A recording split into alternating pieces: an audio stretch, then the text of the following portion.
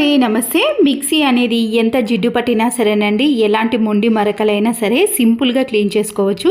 ఎక్కువగా కష్టపడాల్సిన పని లేదు. ఇక్కడ బ్లాక్ కలర్లో మిక్సీ ఉంది కాబట్టి మీకు మరకలు అనేవి అంత ఈజీగా కనబడటం లేదండి. వేరే కలర్లో అయితే ఈ బ్లాక్ మరకలు అనేవి ఈజీగా కనబడతాయి. ఒక న్యూస్ పేపర్ని కానీ లేదా లావుగా ఉన్న కార్డ్బోర్డ్ని ఏదైనా తీసుకొని ఇక్కడ మధ్యలో గ్యాప్ ఉంది కదండి, దాంట్లో ఇలా మడిచేసి పెట్టేసేయండి. ఈ మిక్సీ దాంట్లో బేకింగ్ సోడాను అలాగే వైట్ వెనిగర్ కానీ చిల్లీ వెనిగర్ ఉంటుంది కదండి, దాన్ని వేసేయండి. ఇలా వేసిన తర్వాత ఒక 2-3 మినిట్స్ పాటు అలాగే ఉంచేసారనుకోండి, ఆ మరకలు అనేవి మెత్తబడిపోతాయి. 2 ఇయర్ బడ్స్ని కానీ లేదా పాడిపోయిన టూత్ బ్రష్ని అయినా తీసుకోవచ్చండి. నేనైతే ఇక్కడ ఇయర్ బడ్స్తో ఇలా ప్రతి ఒక్క మూలాల్లో క్లీన్ చేసుకోవడానికి ఈ ఇయర్ బడ్స్ అనేవి చాలా బాగా యూజ్ అవుతాయి. వెనిగర్లో కొద్దిగా ఈ బ్రష్ని తడిపేసి మనము ఇలాంటి చిన్న చిన్న స్పేస్ ఉంటుంది కదండి, దాంట్లో మురికి అలాగే ఉండిపోతుంది. పాడైపోయిన టూత్ బ్రష్తో క్లీన్ చేసినాక ఇయర్ బడ్తో క్లీన్ చేసుకున్నాం అనుకోండి, దాంట్లో ఉండే జిడ్డు అనేది పూర్తిగా వచ్చేస్తుంది. క్లాత్తో నీట్గా తుడిచిన తర్వాత ఒక ఇయర్ బడ్ని తీసుకొని ఇలాంటి చిన్న చిన్న స్పేస్లో మనము బ్రష్ని కానీ ఏదైనా క్లాత్తో క్లీన్ చేయలేం కదండి, ఒక ఇయర్ బడ్ని తీసుకొని వీల్ చుట్టూ కూడా తిప్పేసామనుకోండి, దాంట్లో ఉండే జిడ్డు అనేది పూర్తిగా వచ్చేస్తుంది. ప్రతిదీ క్లీన్ చేసుకున్నాం అనుకోండి, మిక్సీ కూడా మనకి ఎక్కువ రోజులు అనేది సర్వీస్ ఇస్తుంది.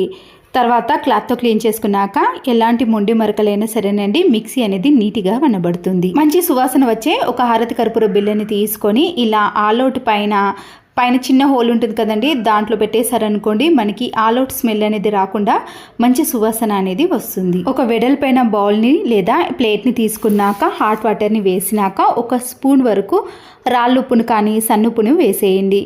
వీటితో పాటు రసమున్న నిమ్మకాయని కూడా కొద్దిగా వేసిన తర్వాత చిల్లీ వెనిగర్ కానీ వైట్ వెనిగర్ని వేసుకున్నాక మన ఇంట్లో రాగి పాత్రలు ఉంటాయి కదండి, అవి చాలా జిడ్డు పడిపోతాయి. మరకలు కూడా మనము స్క్రబ్బర్తో క్లీన్ చేస్తేనే ఈజీగా పోతాయండి.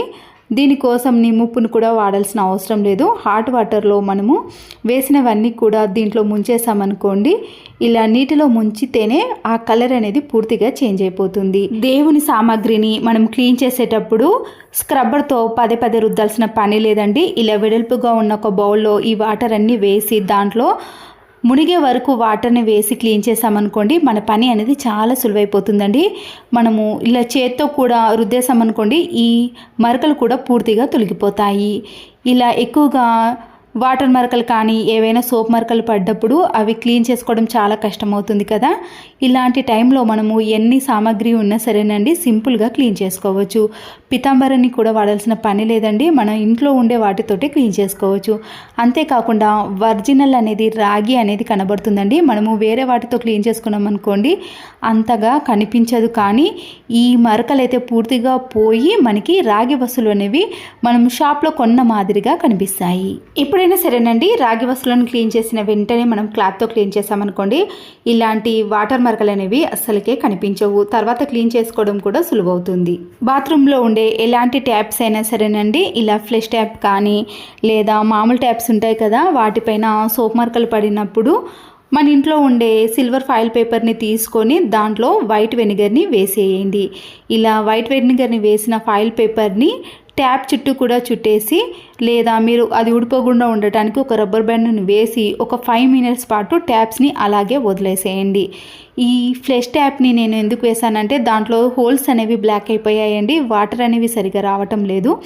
ఇలా వెనిగర్ వేసిన సిల్వర్ పేపర్ని చుట్టేసి ఒక 5 నిమిషాలు అలాగే ఉంచేసాను అనుకోండి, ఆ హోల్స్ అనేవి పూర్తిగా క్లియర్ అయిపోతాయి. అప్పుడు వాటర్ ప్రెషర్ అనేది ఎక్కువగా వస్తుంది. అయిపోయిన కోల్గేట్ పేస్ట్లు ఉంటాయి కదండి, నేను వీడియోలో చూపించిన మాదిరిగా కింది దాన్ని కట్ చేసుకొని పైన మనము ఇలా నిలువులో చిన్న చిన్న పీసెస్గా కట్ చేసుకోవాలి. ఇలా క్యాప్ వరకు కూడా కట్ చేసుకున్నారనుకోండి, మనకి ఈ విధంగా ఉంటుంది. పొడవైన వాటర్ బాటిల్స్ కానీ ఇలాంటి గాజు సీసాలు మనము అడుగు భాగాన చేత్తో క్లీన్ చేయలేకపోతాం కదండి, ఇలాంటి వాటికి ఈ టూత్ బ్రష్తో మనము పైన మీరు కావాలంటే ఆ హోల్లో ఒక స్టిక్ని పెట్టేసి ఇలా కింది వరకు కూడా క్లీన్ చేసుకోవడానికి వీలుంటుందండి.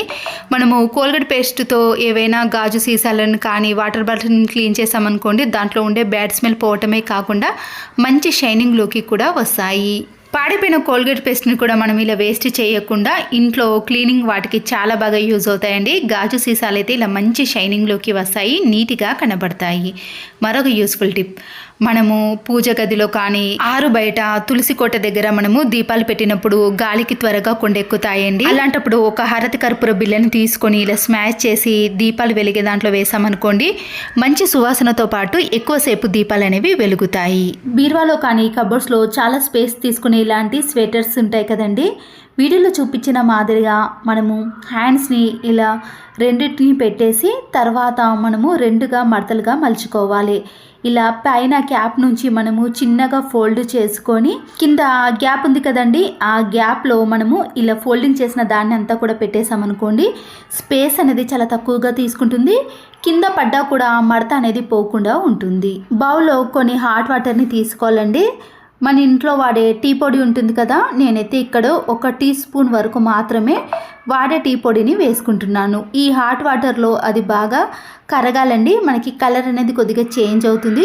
కలర్ అనేది ఇలా పూర్తిగా చేంజ్ అయిన తర్వాత మన ఇంట్లో ఉండే సోప్ ఏదైనా పర్వాలేదండి, లేదా మీరు తునుకలు ఉంటాయి కదా, మనము మిగిలిపోయిన సబ్బు తునుకలను కూడా ఇలా తురిమే దానితో కొద్దిగా వేసారనుకోండి, ఈ సబ్బు అనేది పూర్తిగా కరిగిపోతుందండి. మనము అలాగే వేసామనుకోండి కరగడానికి టైం పడుతుంది. కాబట్టి ఇలా సబ్బును తురుముకోవాలి. దేంతో అయినా ఇలా కలుపుకొని ఈ రెండింటిని బాగా మిక్స్ చేశారనుకోండి, మనకి కొద్దిగా నురుగా అనేది వచ్చేస్తుంది. వాష్రూమ్లో బ్యాడ్ స్మెల్ కానీ లేదా గారపట్టిన మరకలు ఏవైనా సరేనండి, ఈ టీ పౌడర్తో కలిపిన సోప్ని కొద్దిగా వేసేసి మనము బ్రష్తో క్లీన్ చేసుకోవాలి. టీ పౌడర్ అనేది క్లీనింగ్ ప్రాసెస్లో చాలా బాగా యూజ్ అవుతుందండి. మీరు ఎలాంటి మొండి మరకలైనా క్లీన్ చేసుకోవాలి అనుకుంటే వాష్రూమ్ని క్లీన్ చేసేటప్పుడు ఇలా కొద్దిగా టీ పౌడర్తో క్లీన్ చేశారనుకోండి, మరకలు అనేవి ఈజీగా తొలగిపోతాయి. వాష్రూమ్ కూడా నీట్గా కనబడుతుందండి. అంతేకాకుండా మీకు ఎలాంటి బ్యాడ్ స్మెల్ కూడా అస్సలకే రాదు. మీ ఇంట్లో ఒక్క బాత్రూమ్ కదండి, ఇంట్లో ఎన్ని బాత్రూమ్లు ఉన్నా సరే టెన్షన్ పడకుండా ఇలాంటి వాటర్తో క్లీన్ చేసుకున్నారనుకోండి, గారపట్టిన మరకలు కూడా ఈజీగా తొలగిపోతాయండి. నేనైతే ఇక్కడ 2 బాత్రూమ్లను కూడా క్లీన్ చేసి చూపిస్తున్నాను. ఒకే నిమిషంలో నేనైతే క్లీన్ చేశానండి. మరకలు అనేవి త్వరగా వెళ్ళిపోతాయండి. బ్యాడ్ స్మెల్ కూడా రాదు. మనము ఇలాంటి వాష్రూమ్లను క్లీన్ చేసుకోవడానికి ఎలాంటి కెమికల్స్ని యూజ్ చేయాల్సిన పని లేదండి. నీట్గా క్లీన్ కావాలి, పదే రుద్దాల్సిన పని లేదండి. ఇలాంటి టిప్స్ని యూజ్ చేయండి. చూసారు కదండి, 2 బాత్రూమ్లు కూడా చాలా నీట్గా క్లీన్గా తయారయ్యాయి. అదే లిక్విడ్ని నేను వాష్ బేసిన్ కానీ సింక్ని కానీ క్లీన్ చేసుకోవడానికి కూడా చాలా బాగా యూజ్ అవుతాయండి. నేనైతే ఇక్కడ వీడియో లెంతీ అవుతుందని ఇంట్లో అన్నిటినీ కూడా ఇదే లిక్విడ్తో క్లీన్ చేశానండి. ఇక్కడ వాష్ బేసిన్ని మాత్రమే క్లీన్ చేసి చూపిస్తున్నానండి. వాషింగ్ ఏరియాలో వాషింగ్ మిషన్ పెడతాం కదండి, అలాంటి వాటిలో ఇలాంటి మరకలు కూడా పోవాలి అంటే దీంతోటే క్లీన్ చేసుకున్నాను.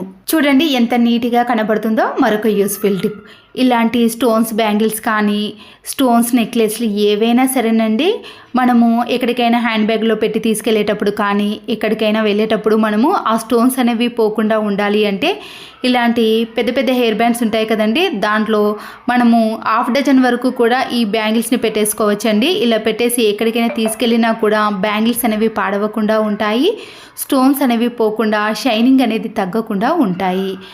అంతేనండి. ఈ టిప్స్ కానీ మీకు నచ్చినట్లయితే తప్పకుండా ఒక లైక్ చేసి మీ ఫ్రెండ్స్కి కానీ రిలేటివ్స్కి షేర్ చేయండి.